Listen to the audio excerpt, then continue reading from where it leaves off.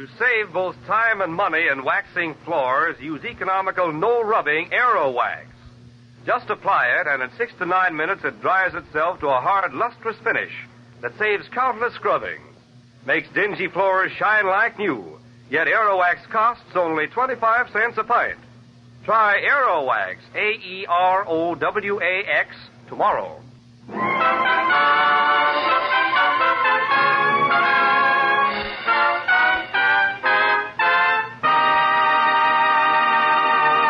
Mr. Keen, Tracer of Lost Persons, is on the air.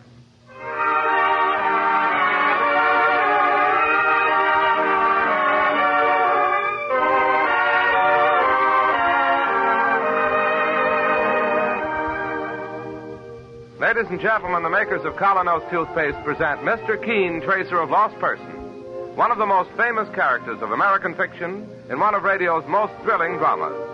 Tonight and every Thursday night from 7:30 to 8 Eastern Wartime, the famous old investigator will take from his files and bring to us one of his most celebrated missing persons cases.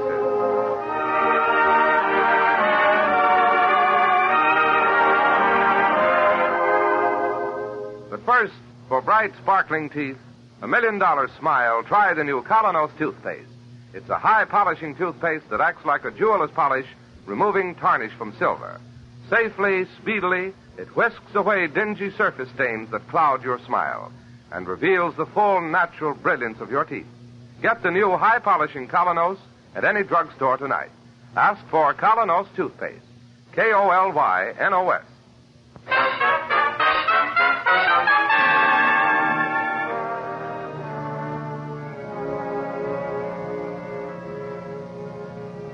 And now for Mr. Keen and the case of the boy who used big words.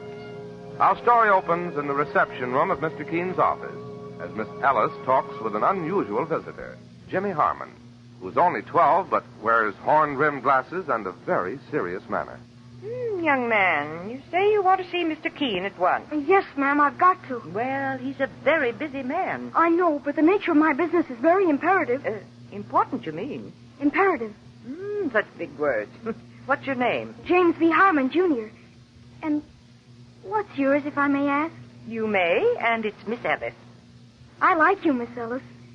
You have a trustworthy face. Now, Jimmy, you wouldn't be trying to get around me. Oh, please, Miss Ellis. I've heard so much about Mr. Keen, and I know he's the only man who can help me. Help you with what?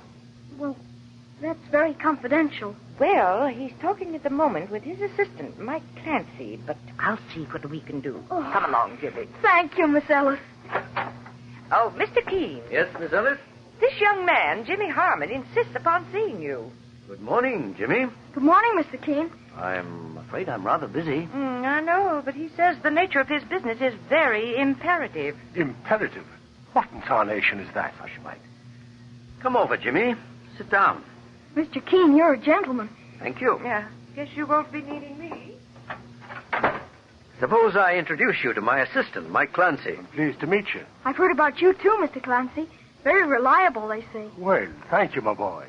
Now, Jimmy, you haven't come here because any member of your family has disappeared, have you? No, Mr. Keen. It's just the opposite. We can't get rid of him. Of whom? Well, of my uncle, Bill Harmon. Your father's brother? That's right. You see, Mr. Keen, he came to visit us, approximately 6 months ago. You mean about 6 months ago? Approximately. Well, Uncle Bill was only supposed to stay for a week or two, but he's been staying on and on. What I don't like, well, the very first night he sat down in the parlor in the nice, big, soft chair that's always been Father's. I went up to him, and I said, Uncle Bill, that's where Father always sits. Yeah? Well, he works very hard, and he needs that chair to relax in. Yeah? Don't you think you ought to get up? Jimmy, why don't you just go and chase yourself? Well, have your parents objected, Jimmy? You can't object with a man like Uncle Bill. And something more, Mr. Keen. Yes? His eyes are too close together, and he doesn't have much back to his head. Oh, really? Yes, I made a study of that. It's a sign of bad character. Now take Mr. Clancy's skull. Miss, now, I'll thank you to leave my skull alone. Well, I only wanted to say that your skull shows signs of excellent character. Oh, well, now, that's different. Jimmy, this is all very interesting, but... Wait, Mr. Keene. There's something more. Well, I mean the man in black. what man in black? Well, I was walking on Fifth Avenue one day with Uncle Bill when this individual suddenly came out of a side street. Black suit, black derby, and black overcoat. He walked up to Uncle Bill and said, Well, hello, Harmon. Huh? Fancy meeting you. Oh, hello. Didn't ever expect to run into me again, did you? Look, I can explain everything. No, I don't think you can. I swear, the way it happened... It happened the wrong way for you, Harmon. Wait a minute. I can square myself. I can... Taxi! Hey, taxi! Come on, Jimmy. Hop into that cab.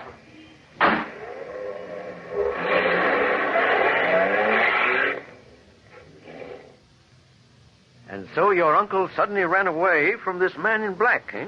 Yes, Mr. Keene. And now, I have a feeling that something terrible is going to happen. You've got to help me get Uncle Bill out of our house. Jimmy, did your parents know you were coming here to see me? Well, no, sir, I didn't tell them. I'm afraid I don't really have any right to interfere. But this is a dangerous situation, Mr. Keene. Well, the kid's been to too many movies, boss. Mr. Clancy, I resent that remark. I may be only 12 years old, but I'm not a child. Oh, sure. Well, Mr. Keene? Jimmy, much as I understand your dislike for your Uncle Bill, I'm afraid this is a matter for your parents to handle. But, Mr. Keene... I hope you'll drop in again someday when I have a little more time. Will you do that? All right, Mr. Keene. But I know something is going to happen. Something terrible.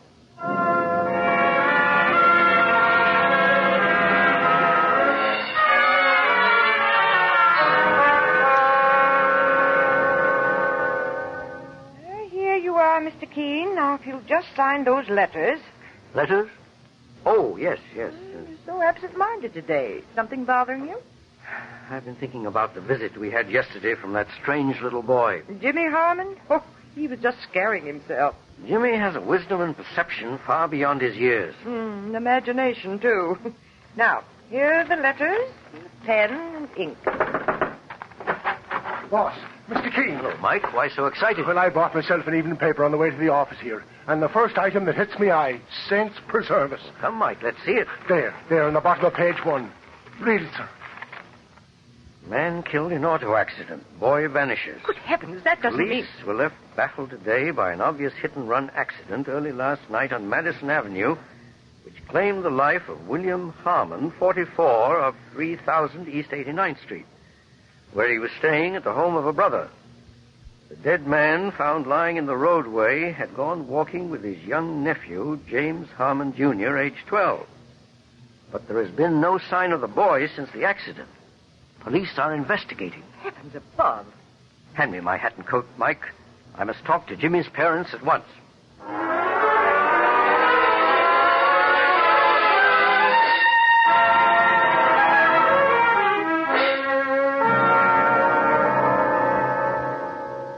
Oh, yes, Mr. Keene. We knew Jimmy admired you, but we didn't know he'd been to see you. He didn't tell you, Mrs. Harmon? No, Mr. Keene. He always used to say that if anybody ever disappeared, you'd be sure to find him. Well, Mr. Harmon, more than ever, I hope I can justify Jimmy's faith in me. He's a splendid boy. So serious and so good. A sweet little owl. The way I blame myself for this, as I've told you, Jimmy had certain premonitions. Well, I don't know that had anything to do with it. We talked to Lieutenant Walker. Of the Missing Persons Bureau? Yes. He's an old friend of mine. What was his theory? Just a hit-and-run case. And he thinks that maybe Jimmy became unnerved at the sight of blood and ran away. Or else We hate to think of it. Or else that Jimmy was also hurt and the driver maybe took him to some hospital and left him there. What do you think, Mr. Keene? I need more facts. Now, what can you tell me about your brother, Mr. Harmon? Well, Bill is my brother, and I don't like talking bad of the dead. He moved in 6 months ago and just wouldn't move out again. What was his occupation? Occupation? I wouldn't much know. I hadn't seen him in 10 years. Business, he said. He talked about big deals sometimes. He said he'd made a lot of money out west. Mm-hmm. What was he supposed to be doing in New York? Looking for some opportunity to invest. And that's all you know? Oh, I wish we could do something more to help you, Mr. Keene. You're so kind to drop everything like this and go hunting for Jimmy. To me, it's the most important case of my life. Well, I'll have to go now. The Missing Persons Bureau is my next stop. Thank you, Mr. Keene. God bless you.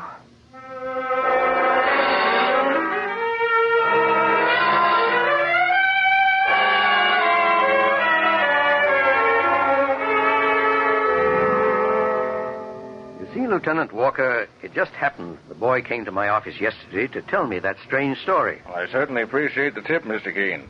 It makes it more than just a hit-and-run accident. I'm very much afraid so. You don't mind my stepping into the case, Lieutenant? No, glad to have you. About the boy, I presume you're in touch with all the hospitals? Yes, it's still possible he was also hurt. The driver was soft-hearted enough to want to get him to a doctor. Yes. There weren't any witnesses to the accident or whatever it was? No one. No, excuse me. Lieutenant Walker speaking. Oh, yeah, Martin.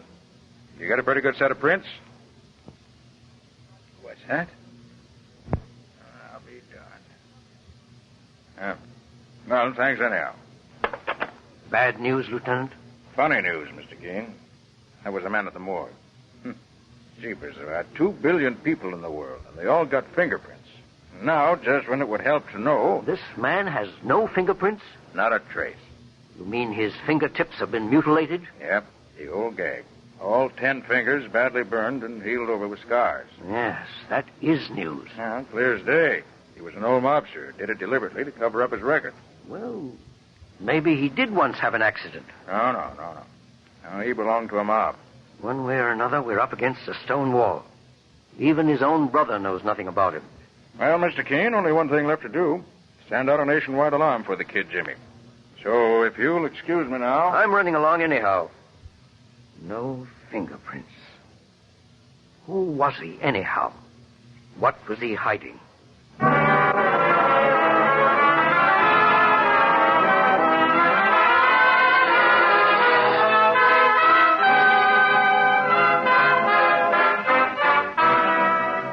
And so the case takes a baffling turn for Mr. Keene, tracer of lost persons. Meanwhile, thousands of girls who suffer the heartache of being unpopular, clever, pretty, smartly dressed girls, have just one thing to blame: teeth that rob them of charm when they smile. Thousands of men whose livelihood depends on selling themselves to others have the same weakness of appearance to blame. They don't know it or notice it, but the people they contact do. You may or may not be one of those people. But if you have the slightest suspicion that you are, try the new Colonos toothpaste, a high-polishing toothpaste. You'll find Colonos helps remove those dingy, unattractive surface stains from your teeth, brings out all the natural luster and brilliance that adds so much to your smile. Start using the new Colonos tonight. Remember, it's a high-polishing toothpaste. You can get Colonos, K-O-L-Y-N-O-S, Colonos toothpaste at any drugstore. Now back to Mr. Keene as he returns once more to the home of Jimmy's parents. See, Mr. Harmon, Mrs. Harmon, the one important thing right now is to get back in the dead man's past. Well, I've shown you every blessed thing that was in his room, Mr. Keene. Not one single paper there to give us a lead. One moment. Do you recall anybody who may have phoned him regularly? Well, now, come to think of it. Yes, Mrs. Harmon? The one person I ever knew Bill to have anything to do with, it was last week. Mr. Benson phoned him here 2 or 3 times. Benson? Any idea who he was? No. Or where he might be reached? See, I remember once that Bill wasn't in, and Mr. Benson left a message where to call him back. Where? Try to remember. It may be very important. A hotel it was. It's a funny name, like that man in England. What man? Lord somebody. He has to do with rationing. It was the only way I remembered. Oh, Woolton? That's it. The Hotel Woolton.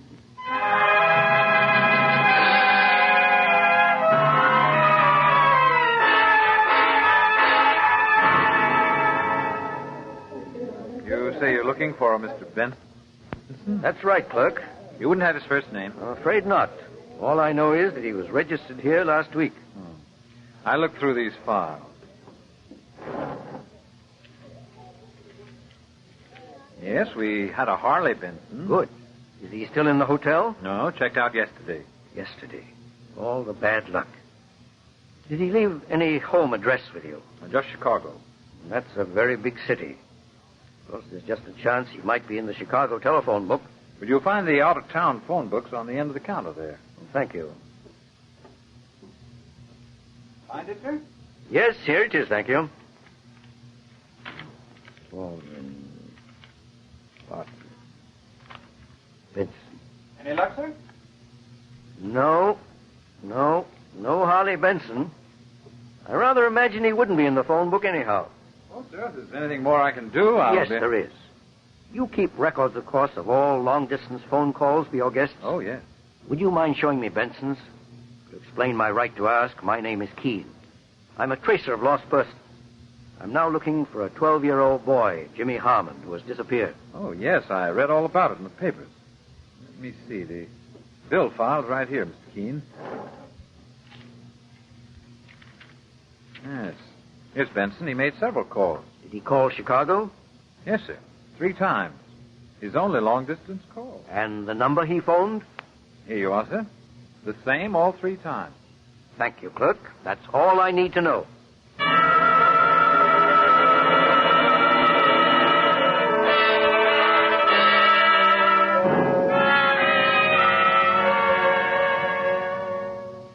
Well, here we are, boss. This is the house that Benson phoned to from New York. Didn't expect this. It's as pretty a cottage as I've ever seen. Well, I've known gangsters to hide out in stranger places. All right. Strike a match now, Mike. Let's see the name on the doorbell. It says Malcolm Dugan. It's an alias. I'm sure it's Benson. And that Benson is that man in black that Jimmy talked about. Possibly. Well, let's bust right in and face it.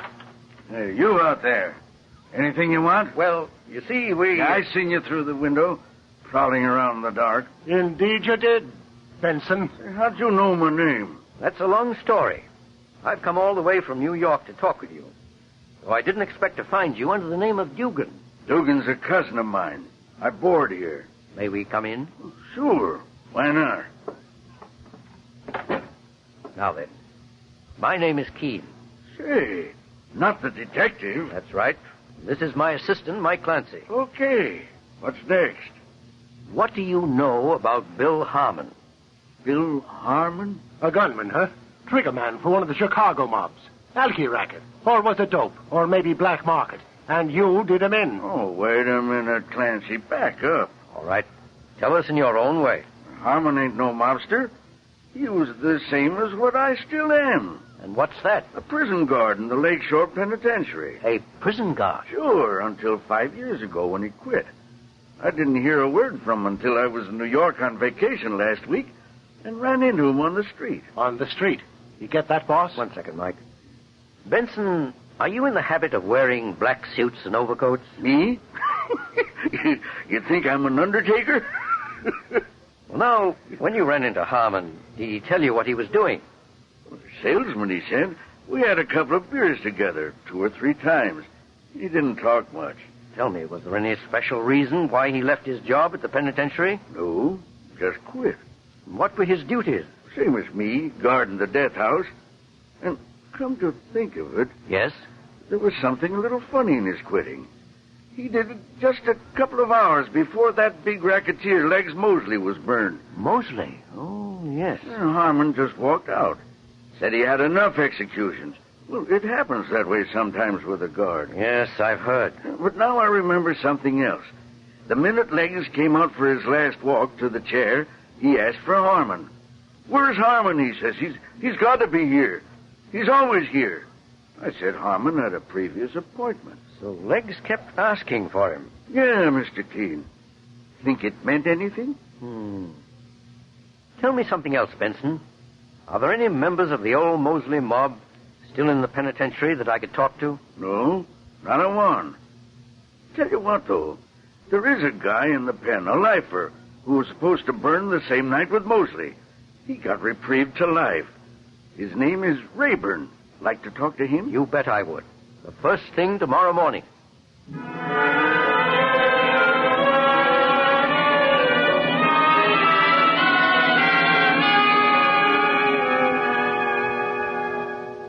Rayburn, I gather you're no gangster. No, Mr. Kane. I committed my murder over a woman. Well, as I've told you, I'm trying my best to trace a fine 12-year-old boy who's disappeared. Somehow the trail leads right here to the penitentiary. How do you mean? It's too long a story to tell right now. There's only one question I want to ask. Yes, sir? Why did Bill Harmon suddenly quit his job as a guard in the death house a few hours before Mosley's execution? Well, you see... And why didn't Harmon have the nerve to go into the death chamber that night to see him executed? Mr. Kane, I don't want to get anybody in trouble. Don't worry about that. Harmon is dead. The question now is to try to save the life of an innocent boy. Well, why did Harmon quit? Well, because he welched on a bargain. Welched? How? Well, while Legs Mosley was waiting to burn, some of his gang reached Bill Harmon and made a proposition. They would pay him $20,000 if he would help spring Legs from the death house. The brains of the plan was a fellow called Blackie. Blackie? Well, they called him that because he always dressed in black. Blackie Westlake. Yes, go right on. Well, the way I got the story, Harmon agreed. But he wanted some of the money in advance. So they gave him $10,000, and he would get the rest after Legs was over the wall and free. I knew all about it because they were going to let me walk out the same time. But Harmon never carried out his crooked bargain. No, Mr. King. Talk of crooks out crooking each other. He took the $10,000 and beat it. Legs died in the chair. I got a reprieve. But that's ancient history, isn't it? Yes, ancient history that suddenly came back to life. Thank you, Raven.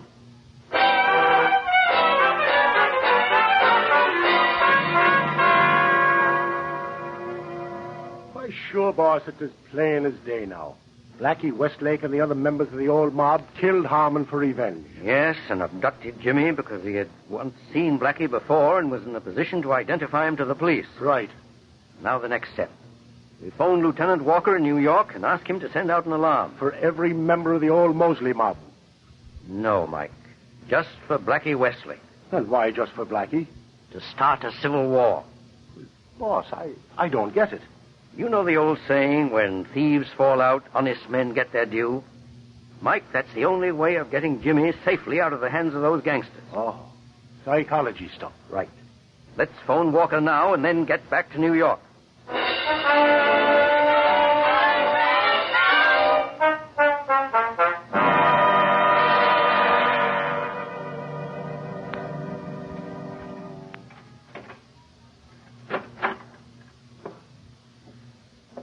Good morning, Professor. How do you do, Professor? Oh, it's you. The hoodlum they call Blackie. Next on that hoodlum stuff. Well, that's what you are. When are you going to let me out of the cellar? When I feel like it. Get back there or I'll slap you. That's better. Look, Four Eyes. I brought you a sandwich out of the kindness of my heart. I don't want your sandwich. Why are you keeping me here? Because you're too darn smart, Professor. You saw us bump off your dear uncle. I'll let you go. The cops will take you to headquarters. You'd identify my picture. Just what I thought. You're one of those habitual criminals. Shut up. I can tell that from the shape of your ears and the index of your cranium. Stop that highbrow stuff. My cranium's all right. Where is this place you're keeping me? A warehouse. And a lot nearer your home plate than you think. I'm sick of it. It's cold. Let me out of here. You stay right here till the noise dies down. Now go on. Get back. Get back or I'll smack you. Take your hand off me. Let me go. Oh, yeah? You slapped me right in the face. You knocked my glasses off. And that's only a sample. Let me out of here. Let me go.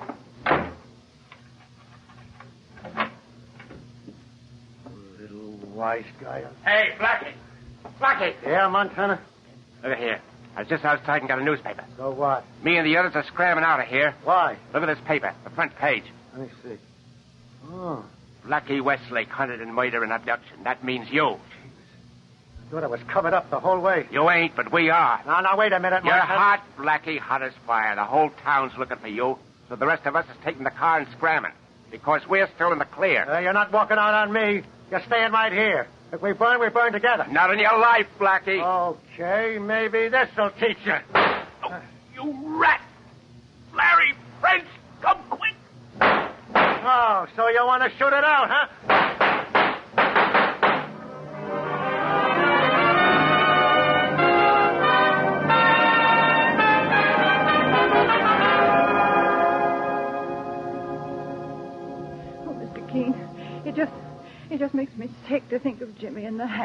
gangsters. He's a bright boy, Mrs. Harmon. We can count on him handling himself intelligently. Besides, Mother, the police are hunting everywhere. Yes, but they might take weeks and still not find him. I'm sorry, Mrs. Harmon. I've done my best. Now it's only a question of letting nature take its course. Nature? But, Mr. Keene, those men are killers. That's exactly what I'm counting on.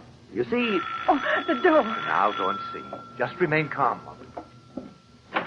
Hello, everybody. Jimmy. Oh, Jimmy. Oh, Jimmy. Thank God you're back again. Jimmy, my Hello, darling. Mother. Hello, Dad. Oh, darling, did those men hurt you? Are you all right? We're just a little hungry. Relax, everybody. Oh, Jimmy, we were just about crazy with worry. Where were you? In a warehouse in Brooklyn. Well, how did you ever get away from there? In a police car. Thanks to Mr. Keene. I guess you'd like to know what happened, Mr. Keene. Yes, Jimmy, I certainly would. Well, just about an hour ago, I was locked in the cellar. But I heard an argument start. The rest of the gang wanted to run away without Blackie. Suddenly, they were shooting all over the place. When the police came a little later, they were all dead or dying. Like the Kilkenny cats. Good heavens. You see, Mr. Keene, they didn't have much loyalty to each other. Yes, Jimmy, that's exactly what I was counting on. Mr. Keene, Lieutenant Walker told me how you did it while he was driving me back. Psychology, that's what you call it. Whatever it was, Mr. Keene, you saved Jimmy's life. How can we ever thank you? My own happiness is reward enough. Mr. Keene, there was something I wish to request of you. Yes. What's that? Well, when I grow up, may I have a position in your organization? Well, Jimmy, I never had a higher compliment from anybody. Of course you may.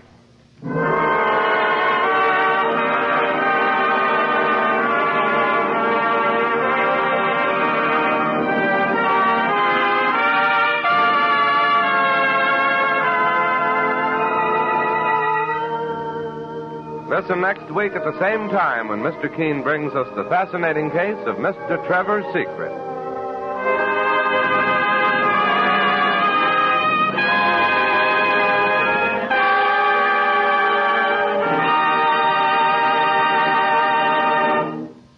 Today, the girl or woman who wants to be popular knows that one of her most important assets is a charming smile and teeth that sparkle and gleam. Knows that no matter how smartly she may dress or make up, teeth that are dingy and discolored looking instantly create an unfavorable impression. And the same is true of the man in business, whose very livelihood depends on selling himself. He knows how quickly discolored looking teeth can bring failure. That's why today thousands of smart and successful men and women are changing to the new Colonos, high polishing toothpaste. So for your own sake, try the new Colonos toothpaste yourself. It works like a jeweler's polish on tarnished silver. It helps remove dull, dingy surface stains, revealing the natural brilliance and sparkle of your teeth. Ask for Colonos toothpaste, K-O-L-Y-N-O-S, at your drugstore tonight.